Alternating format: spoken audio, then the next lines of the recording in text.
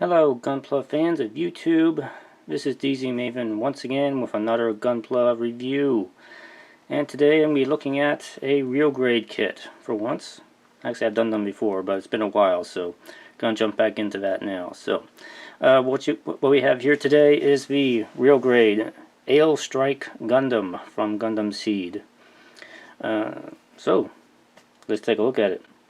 Here it is right here, and a nice little pose for you here. Let me turn on the rotator so you can look at it as it spins around here.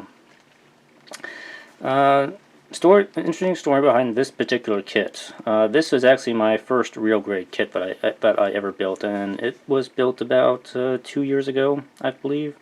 I picked it up on a whim on a vacation to Florida a couple years ago, and it was a little pricey when I picked it up, but you know, once I built it all and everything, it's like wow, this is really neat.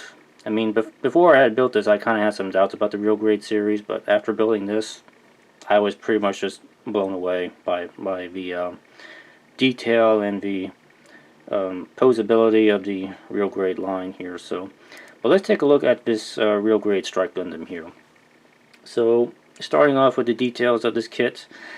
Personally, I think this is a very fantastic looking rendition of the Strike Gundam. I mean, there's all sorts of detail on this guy.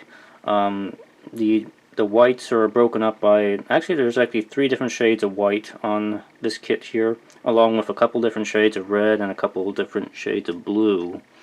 And this is kind of a hallmark of the real grade line, and this sort of multi-toned color approach to the kit here. And I really like it. I really like seeing multiple tones of colors on the kit. I think it really helps to break things up and adds a little bit more realistic feel to the kit here, and that kind of is the aim of the real grade line here.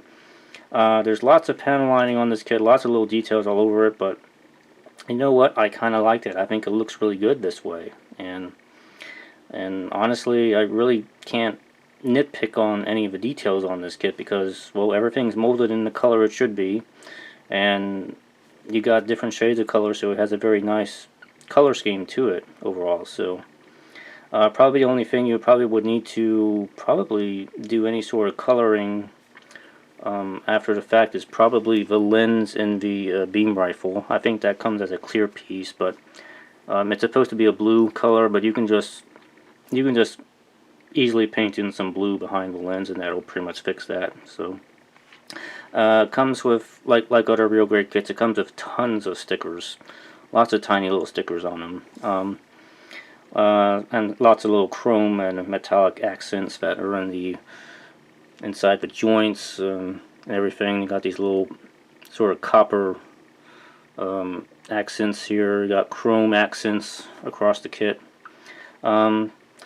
The stickers are a little bit much on this kit in my opinion, compared to other real grades, but it's not that bad. I think overall it tends to still look pretty good here, and it gives it a nice little extra accent to the overall look of the kit here. So in terms of details, I'm pretty much in love with the way this thing looks. So it gets a straight 10 out of 10 from me on the look. So that's that. So let's talk about articulation here. Let me stop him, and let's take a closer look here. I'm gonna try not to take him off the stand here if I can. Now, articulation wise, as you might expect in a real grade kit, is actually pretty darn good for this guy. Joints, you'll get more than 90 degree. Panels will move around on this kit as you're moving the joint. This forearm piece will slide back and forth a little bit on it. In the legs, you have several pieces that kind of move around a little bit. These upper leg parts, they split and move. The knee part is actually in 2 pieces and splits while it moves up and down the knee. And I believe, if I recall correctly, there is a little, these parts here can move a little bit here on the bottom of the leg. Yes, they can. They can move a little bit. They don't move much, but they do. So they slide up and down a little bit. The foot has got pretty decent range of articulation, a little bit of toe here. I do have one issue with the foot on this kit here, is that it's always finding it very hard to keep the foot flat when I'm trying to stand it up on the ground. So I mean, I'd be curious if anybody else has that sort of problem with the Strike Gundam, but I always find it really hard to keep the feet flat. I don't know, for some reason the toes always bending on me, and it ends up looking like it's standing on its toes. Skirt armor will move around.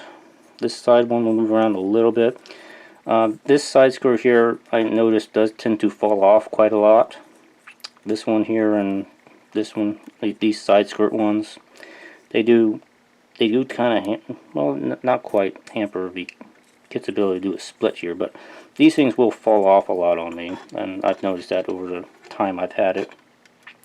Also, this the back forearm piece here tends to fall off too after if you bend the joint too many times. So it's kind of hard to show the elbow joint because the backpack, the ale pack's kind of in the way, but it will lift up a bit and it rotates around and everything. It's a little bit of a waist joint. It's not the best waist joint, but it's decent. It works. So, the cockpit hatch will open up. It's a little hard to get to. Let me see if I can demonstrate this here. Kind of have to grab my hook here. Actually, you know what? This piece comes out first. That has to kind of come out a little bit. Yeah. And then can kind of get this piece open. There we go. Alright, there's your cockpit hatch right there. No pilot figure. I don't believe you ever get those for real grades. I don't think so. I don't think I've built one yet, but it has one. And the head, of course, will move around. It's on a ball joint and everything here. The ale pack on the back has got some, it's on some ball joints for these pieces here. The wings they'll move around a little bit here. One thing that's kind of disappointing is that the wings won't fold down completely. They will only go down about that far on this kit here, so they won't fold straight down. So you won't be able to do that. Beam sabers are on a ball joint also up here. And there goes the ale pack. It's not the most secure connection. It just kind of plugs into that hole right there, then falls out. And these back skirts will move too, but nobody cares about back skirts, really. Yeah, whatever. But they move. So anyway, lots of articulation on this kit. Overall, it's pretty good. You do get those real grade type hands that move around and all. Some people love them, some people hate them. You do get fixed hands also with this kit. I'll talk a little bit more about those in the extras here, but so anyway, articulation wise, it's pretty good, but it's not perfect. I mean, it probably could be improved a little bit in a few areas here. So it gets a 9 out of 10 for the articulation from me. So pretty good. Could be improved in a couple spots, but overall, it's still pretty great. So on to the extras. Obviously, you get the beam rifle. Is on the kit right now. I have this on the fixed hand of the kit. You also get a shield. This is nicely detailed. It's got a few chrome accent stickers on the back side of it. And it just kind of fits into the back of the forearm like so, and the hand will just grasp the handle and it just stays there. It's nice and secure. Speaking of securing in the hands, the beam rifle comes with this pop-out peg on the handle here. This was done on a lot of the first generation, first few real grades had this. And personally, I hate these little tabs that are on the weapons because they are very flimsy and very hard to put into the hands. And the other thing is that these fixed pose hands that the real grade Strike Gundam comes with, the peg on the beam rifle and also the beam sabers does not actually fit in these hands. So I don't know if that was some sort of oversight by Bandai, but I guess it was. I guess nobody decided to test fit it, but you'll find that the pegs on the beam sabers and the beam rifle do not fit into the fixed hands here. It will fit into the posable hands, but not the fixed ones, so that's kind of disappointing. It's problematic, but you'll have to either shave down the peg so that it fits into the fixed hands and it won't fit securely into the posable hands anymore, or just leave it the way it is and have it kind of loose in the hand like this here. So that's your choice here. You do get a pair of these armor Schneiders, I believe that's what they're called, these foldable knives. They fit right into the side skirt armor here.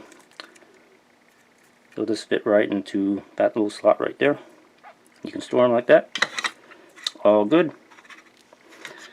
There's no peg on these, so we'll just kind of hold them loosely for you. But they're tiny little knives. That's what they are. The blade is not silver, so they kind of remind me of the ceramic knives you get in cutlery almost. So that's what they kind of look like to me. In addition to that, you do have your beam sabers. Now, to use the beam sabers, you have to take them off the Aile Strike pack here. Take that off. You do have the saber, and there are two handles. You get the regular handle and you get the handle with the peg on it right here. So if you want it to be held with the peg, you gotta switch the tip of the beam saber out, and you get your beam saber blade, which fits. It actually goes in only one way. See if I can get it in. There we go. Only goes in one way, so you gotta be kind of careful when you stick it in. So here's your beam saber, pretty decent. The weapons overall are pretty nicely detailed, so I'm not really no complaints there. But like I said, I do have issues about the pegs on them. Aile Strike pack, if you want to take another look at it here, it's pretty nicely detailed. Lots of stickers all over it, so pretty good. So for the extras, I'm giving it a score of 8 out of 10 on the extras. They're pretty good. Like I said, there are a couple issues to deal with on them, but it's nothing major. So pretty good on extras. So last thing here is the value of the kit overall here. So this was a real grade kit that came out relatively soon in the line. It came out in 2011, so it's now about almost 6 years old now, surprisingly. It doesn't feel like it was that long ago, but yeah, it's been about 6 years now. It retails for 2,500 yen, which is about $21 in today's conversion rates. Of course, if you see this video in like 10-20 years and the conversion rate's wildly different, I mean, don't like quote me on that. I mean, it changes all the time here. Depending on where you buy it, you may be able to get it for $25 or $30. Again, I would probably expect $25 to be probably about a fair value price for this if you're buying it in the U.S. somewhere. So, but here's the surprising thing: there are even some high-grade kits that actually cost more than this guy. And compared to the detail and articulation this guy offers, he kind of blows high grades out of the water here. So he's still I'd probably say he's still an excellent value kit here. Let me fix your beam sabers; they look kind of goofy that way. Anyway. So, in my opinion, this is still a pretty good value kit here. So, it gets a 9 out of 10 on the value for me. So, it's an excellent bang for your buck here. I would say here. There's a lot of neat stuff going on with this guy here. So that brings me to the total score of 36 out of 40, which makes this pretty much an excellent kit overall. So, if you thinking about picking up the real grade Aile Strike Gundam, by all means, go ahead and pick it up. I mean, I do wholeheartedly recommend it here. But like I said, there are a few fiddly things on the kit to pay attention to, but you're kind of going to have that with most real grade kits anyway. But I mean, if you're already aware of that stuff and you're used to it, then you already know the story, so you can handle it. So anyway, so that's going to be it for now. More reviews will be coming later this month, and hopefully I'll get some more new stuff to show up at some point. So anyway, be sure to like if you liked this video and found it informative or entertaining, or you just liked it in general. Leave any comments below for any questions or comments or anything you want to say, really. And be sure to subscribe because more stuff's coming, like I said before. So anyway, thanks for watching, and you all hope you have a great Valentine's Day, because that's coming up tomorrow here. So y'all have a great day. Bye-bye.